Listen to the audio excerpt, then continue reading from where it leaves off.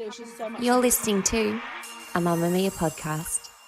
Mamamia acknowledges the traditional owners of land and waters that this podcast is recorded on. This episode contains discussions of family and domestic violence. Listener discretion is advised. 7 gunshots ring out through Victoria's green and vast Barrabool Hills. On the western outskirts of Geelong, the Barrabool Hills is sparsely populated, best known for grazing sheep and lamb. It's the early hours of Wednesday, March 18, 1992, and the sun has not yet risen. Everyone should still be asleep. But those 7 gunshots will have killed 3 people. For the youngest casualty, 23-year-old Guy, a gunshot shatters his watch. The time reads 4:25 a.m. A family line will end that day. 3 generations wiped out in just minutes. But the story of Darcy Wettenhall and the secret life he was living is about to be revealed.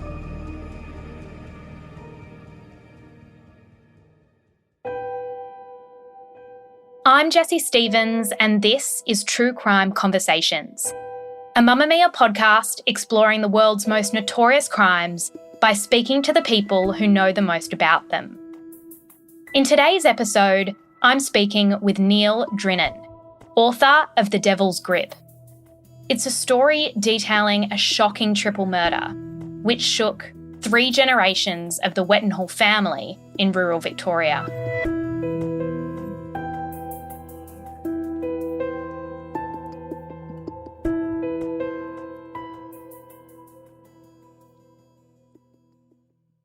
It was March 1992 when 7 shots rang out in Victoria's Barrabool Hills. What had happened that day? Well, there was a triple murder in the Barrabool Hills that day, and those 3 people were murdered for reasons it's very, very complex to work out. And what drove the murderer himself is a big part of what we look at as we retell the story of the years leading up to that triple murder. And who had been shot? What were their names? So there was Darcy Wettenhall, who was 52. There was his cousin by marriage, Janet Wettenhall, who was 82. And there was Guy Wettenhall, who was his 23-year-old son. And how would you describe Barrabool as a place? Back then, was it quite conservative? Because it's regional, isn't it? Yeah, 20 minutes out of Geelong, so really just over an hour out of Melbourne, but it's prime sheep grazing country then, less so now. That part of Victoria's sort of more hobby farms, but still a conservative area really, an affluent and conservative area. And at the time in the 90s, the sheep stud on which this all took place was one of the most successful in the world at breeding Corriedale sheep. They were internationally renowned for their breed. And at that time, this event was an extraordinary and an impossible to imagine event in that particular part of the world.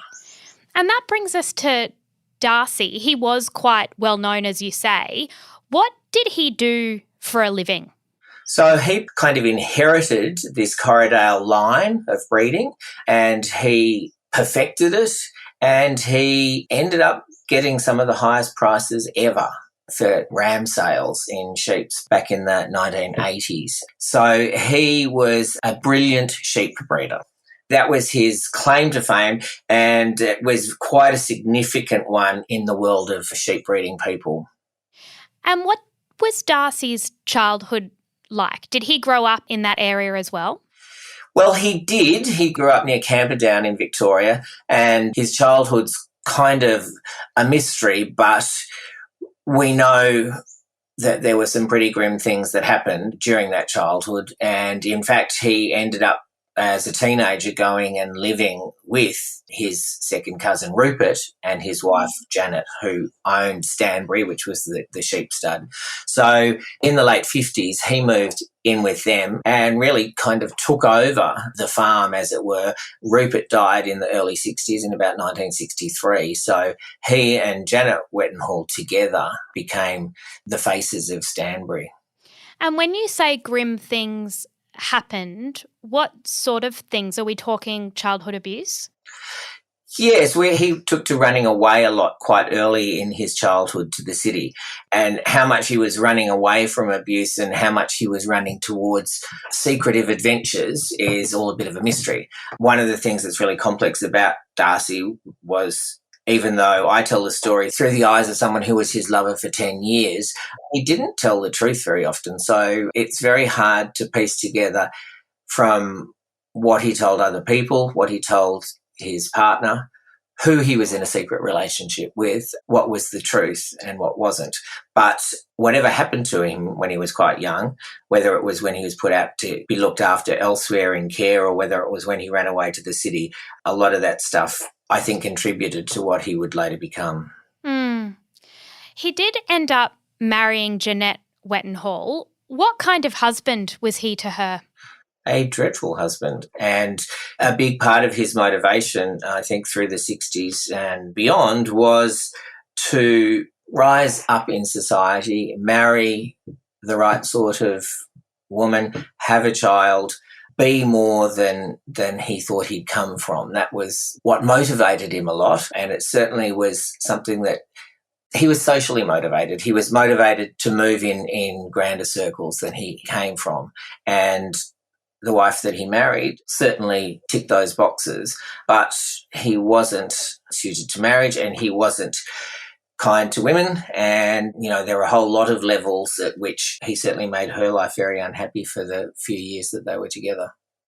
Why do you think he wasn't kind to women? Do you think that went back to childhood? That often tends to be the case, though since this has been published, people have told me that he was actually very close to his mother, but that's kind of a mystery. I don't know. I think there's a certain internalised misogyny that sometimes belonged to homosexuals of that period, and I think might have been just as much about jealousy of women as it was hatred. You've got to look at a lot of those attitudes in the context of the time, and he was hiding all of his feminine attributes, all of his secret passivity, all of those things that contributed to his homosexuality. So when you go back to the 1960s, 50s, even the 70s, you know, pre-legalisation of homosexuality, it made for some complex psychological expression towards other people as well as towards sort of internalising self-loathing, which I think is a big, big contributing factor to what was to happen to Darcy. What would have happened to Darcy if he got to adulthood and instead of marrying, he said, I am attracted to men, I want to live with a man, in the particular regional community he grew up in?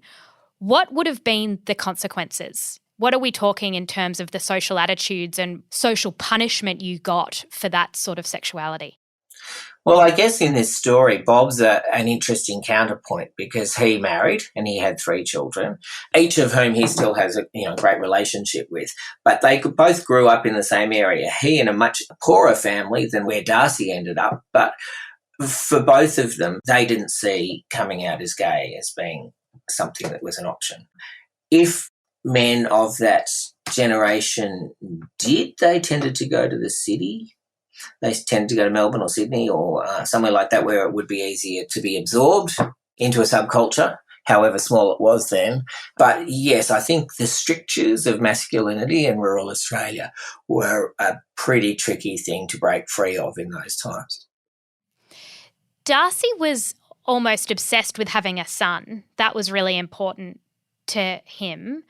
Why did his marriage with Jeanette ultimately break down? That was quite soon after he had a son, wasn't it? It was, and it was an abusive relationship on a number of levels.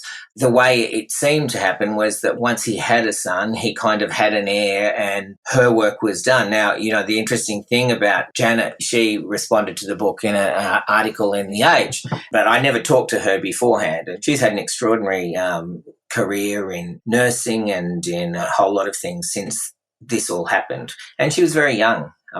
She herself said early on that she was too young to be married to someone like him, and I think she was as much a victim of the status quo as he was, but he was cruel with it. And, there are plenty of patriarchal status quo following men of the 1960s who certainly weren't woke, but they weren't necessarily cruel or they weren't necessarily unloving men. And what was fascinating about the aftermath of their marriage was that Darcy actually got custody of Guy, their son. How did that happen? I can't imagine that would have been something that happened very often back then. It didn't happen very often back then, and it was a dastardly plan, really, that he hatched to manage to seize Guy while his mother was studying to do nursing, and he'd been left with his grandparents, which somehow fell outside of whatever terms she had the custody of him under. And he sort of swept in. And yes, that's one of those bizarre and terrible twists of fate when you look at how it played out, especially because he sort of systematically tried to turn Guy against his mother and distance him from his mother. And there's a lot of that sort of coercive, controlling sort of behaviour going on there. What was Darcy like as a father? Obviously, as you say, there was coercive control and he had a lot of resentment towards Janet. But with his son, was he a good father figure? Were there elements of that relationship that were good? Well, certainly he was everything to his father, but I guess, as in so many of those situations, his father projected all of the things that he hadn't had onto his son, like a private school education and horses and ponies and snow skiing in the winter and all of those sorts of things. So in part, that was what Darcy gave to his son, but sort of forced upon his son as well. Obviously, these people were incredibly dependent on each other, and obviously Mrs. Wett adored Guy, but they weren't a kissy-huggy sort of family, which was often the case in those days. People could be quite formal with their affection. You're listening to True Crime Conversations with me, Jessie Stevens. I'm speaking with Neil Drinnan about the murder of 3 members of the Wettenhall family in rural Victoria in the early 1990s.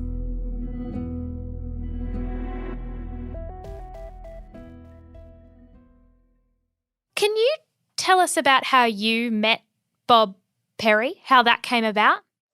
Well, that's kind of one of the best parts of the story in a way. I opened a bookshop in Colac about 10 years ago, and I'd moved down to the Otways, and gradually I met lots of people in Colac through that, Bob being one of them. He was a ferocious, or an avid reader, I should say. So he'd often come in and buy books. But at that same time, I'd sort of got caught up in this story about this triple murder before I even knew Bob's connection to it. So it was one of those sort of things that unfolded between Bob and I, getting to know each other and becoming friends, and him gradually telling me a bit more about what his history was. And so there came this moment where I was, so you're the secret lover that Darcy Wettenhall had for those 10 years prior to the business at Stanbury, which is sort of what people kind of called it.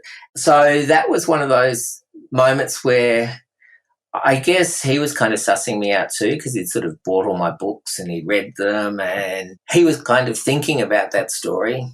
And once I got to know him, I said to him, well, do you want to do this? Do you want to tell this story? Through his eyes too, because if it was left to someone else to tell the story, Bob probably would be a footnote in the whole tale, whereas because he was a part of all the secrets that conspired to bring that terrible event about, I really liked coming at the story from his point of view. And I really wanted to talk about what it was like to be out and gay in the 1990s as a man in his 20s and 30s, which is what I was, comparing that to what it was like in the Barrabool Hills or in the Western District for people in farming families, especially with AIDS, which if you were gay in the 80s or 90s, it was worse than COVID for gay people anyway. Everyone was in terror of this disease. And, of course, the secrecy around sexuality and everything only made all of that much worse and much more terrifying. So I kind of played those two aspects off against each other. This man who was drafted during the Vietnam War, who had 3 kids before he was 25, who had just this very, very different life, and who's only really 15 years older than me. And what was Bob and Darcy's relationship like? You said it was obviously, it took place in secret, but what did he tell you about would you call it a romance or more just a transactional relationship? That's the thing. I think in the context of the time, it was kind of both, like Brokeback Mountain or something. A lot of people had those types of relationships, and I think when sex is forbidden, a little bit goes a long way. It's a different kind of desires fueled in a different way, and it's fulfilled kind of in a different way. I mean, Bob says now, and yes, of course, it was by today's loving standards of consensual, happy homosexuals, it wasn't great. It was pretty ordinary, but it was what it was. And what brought them together was the fact that both of them needed to maintain their position. Bob didn't want his ex-wife or his 3 kids to find out that Dad was a poof. And Darcy was even more obsessed about no one ever finding out. And I think that you can see in the book that there's a parting of the ways when Bob leaves a year before the murders happen, that he's made up his mind to go and live an out there, gay, proud sort of life, whereas Darcy is just like drowning in his own well of turmoil, really. And what eventually led to the end of their relationship? Who ended it? Well, Bob walked away in the end. He was a bank manager, so he kind of got sent to different branches. And this is the thing, you could actually commute back then from Melbourne to where this was. But he ended up spending more and more time away from Darcy and deciding that he really could be in a better space. And he also fell in love with someone else who didn't fall in love with him as much as he wanted to, but it was enough that it drove him to Melbourne and drove him to be closer to this other lover. And once he was away from there, he could see that he didn't want to stay in that, that echo chamber of homophobia, which I guess is what it was. And a year or so later is when the news of Darcy's death was publicised. And interestingly, I think it was only maybe a few weeks after Darcy's death that the results of his post-mortem were released, and that told the world something about his health. What did they discover about Darcy after he had died?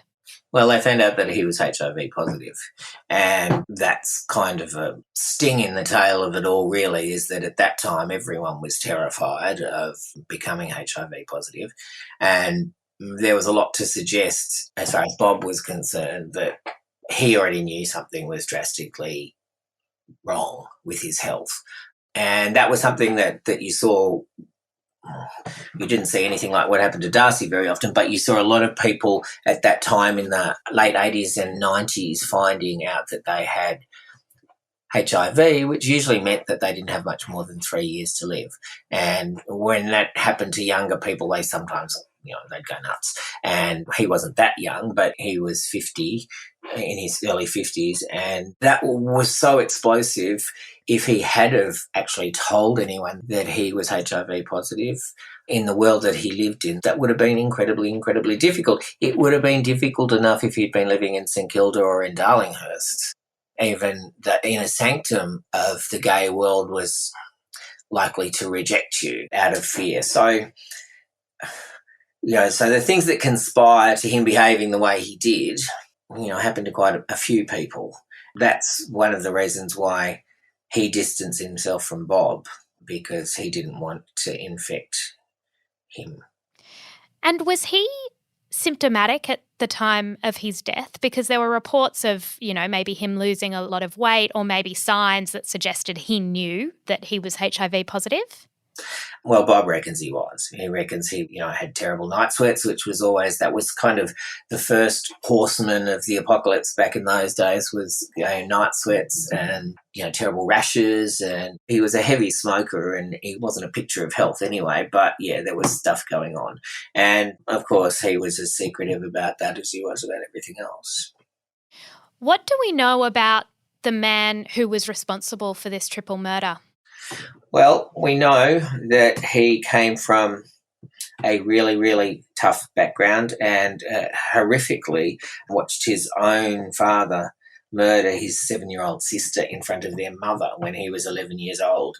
The father had apparently murdered the daughter because he'd been in prison and he thought that the mother was having an affair with one of the prison wardens, and because there was never a trial, because it never came to trial, a lot of these stories weren't told. There was nothing that I could really find about Wayne Walton, which was the name of the murderer, since then.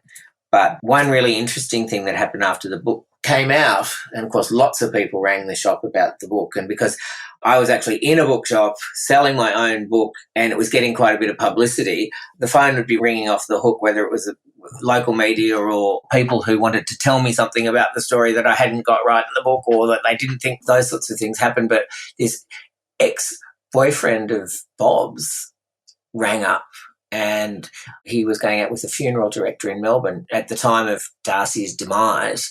And out of the blue, this ex-boyfriend tracked me down at the bookshop, rang me and said about 3 or 4 months, maybe even 6 months after Wayne Walton had died, his funeral company got brought in where they acclaim bodies that no one has claimed, and that's what happened to Wayne Walton. So, he was a pretty tragic character, and one of the things that the book makes you look at is, well, if he'd been treated a bit better by the likes of Darcy, something like this may never have happened. And how did Darcy and Wayne meet? What was their connection? So after Bob had gone, Darcy sort of started having flirtations with homeless young men in Melbourne, and there was a particular refuge in Melbourne that's not there anymore where a lot of men would go when they came out of prison. It was pretty rock bottom, and it was a refuge or a hostel that was established, I think, during the Depression in Australia. And he sort of picked up a couple of guys there and sort of whisked them off to his farm with the promise of work and hot meals and warm beds and that sort of thing. So Wayne Walton wasn't the first of these men, but obviously Darcy had his motivations were mixed. He was attracted to these younger, I guess potentially dangerous men, which, I often thought, and I said this to Bob, it was almost like there was this sort of submerged self-loathing that made him find someone who he wouldn't be able to handle or boss around like everyone else. And he did find that with Wayne Walton. And what was the catalyst for Wayne committing a murder, 3 murders this violent? What was it that, made him snap? Well, there were a mixture of elements at work. One of them was the power that he had over Darcy, knowing about Darcy's homosexuality. So there was a kind of blackmail element that was there. But I think more importantly, with someone like Wayne, who had seen such abuse and violence in his own life, that I think when Darcy tried to push him around and abuse him and belittle him, that on top of this sort of blackmail that was going on where Wayne Walton was getting money from him and getting to use the car, which, as Bob said, he would never have let anyone do. So there was this end game power play going on between them, which was pretty terrifying. And I guess even Darcy, even if he'd sort of, it's almost one of those suicide by police almost, where if he was pushing Wayne to do something to him, I don't think he could ever have foreseen what he'd do to his son, to the rest of his family like that. One of my theories to Bob was that, do you think Darcy was really, because he knew he was in dire straits health-wise, because he knew all of these things were going on, do you think he pushed Wayne to do something? And we'll never know, of course. Why do you think, and it's another thing we'll never know the answer to, but why would Wayne also kill Guy and Jeanette? Why would they be implicated? Well, I just think at some level it was like this whole establishment stinks. All of you are bullshit. I mean, it was that kind of, mind you, he had a belly full of booze and amphetamines and God knows what else. So how much time he'd spent about killing them all, we don't know. But I think subconsciously it was all about getting rid of all of these double standards, all of this nonsense, all of these things that he saw went with privilege, which is how Wayne Walton would have seen the Wettenhalls. It was just that explosive moment. And 6 hours later or 6 hours before or in a different, it may never have happened that way. But I think that's what makes the story kind of unique. I know there are other stories. Not that long ago, there was a neighbour who killed 3 neighbours because they were having a feud. I know things like this, people snap, but I think that there are a few crucial ingredients that went into this triple murder, and they're all to do with class and homophobia and suppressed self-loathing and all of those things. And what became of Wayne? He was caught by police pretty quickly, wasn't he? He was caught within a couple of days and arrested. And if there had been a trial, there would have been a lot more divulged about this story. There would have been books already. And I think that was because he took his own life before he was tried for murders, which he confessed to. None of that deep digging and broader defence that he might have come up with. I mean, one of the really interesting things, well, not interesting, it's terrible, but at that time a lot of people were gay bashing and murdering people in parks and stuff around Australia, and they were getting off the murder charges by saying it was homosexual fear. And I can't remember the exact figure, but in that year alone, in 1992, I think 13 or 14 of these cases in New South Wales alone were commuted to either self-defence or manslaughter. So if Wayne had killed Darcy only, he probably would have only been in jail for 3 or 4 years. I wanted to ask you finally about the title and the metaphor of the devil's grip and what that means in the context of Darcy's life. Well, the devil's grip is an expression that's used by sheep breeders. It's a little cleft in the base of the spine behind the neck of a sheep or a ram. And in the show world, which is a world that Darcy was obsessed with, showing these prize-winning and prize-breeding sheep all over the world, really, it's not a good thing to have this devil's grip, this little cleft behind the neck. So what breeders would do, or people who are showing their sheep would do, would kind of cover it up with fur or try to hide this fault that would reflect badly on the sheep. So I think you can see how that plays out as a metaphor for what Darcy was doing really all of his life, trying to keep one of the most important aspects of his nature secret. And it ended up being a car crash in terms of it inevitably ending in a really dangerous way. And you can see that with the contrast to Bob's life, which was obviously very different. Yeah. And it's also a really kind of sobering tale about how much things can change and how, if your lifestyle seems completely impossible or unacceptable, now in 10 years' time, it could be a whole different story. And so there's a lot of, hopefully sort of subtle messaging about that through the book, but it's a story that a lot of women, but a lot of men of Bob's age and people over 50 totally get, because they were young. It was only like 1980 that homosexuality was even legalised. So what happens and the way people have to behave when what they are has to be kept a secret does terrible damage. Neil Drinnan is an Australian writer who's been recognised multiple times by the Lambda Literary Awards.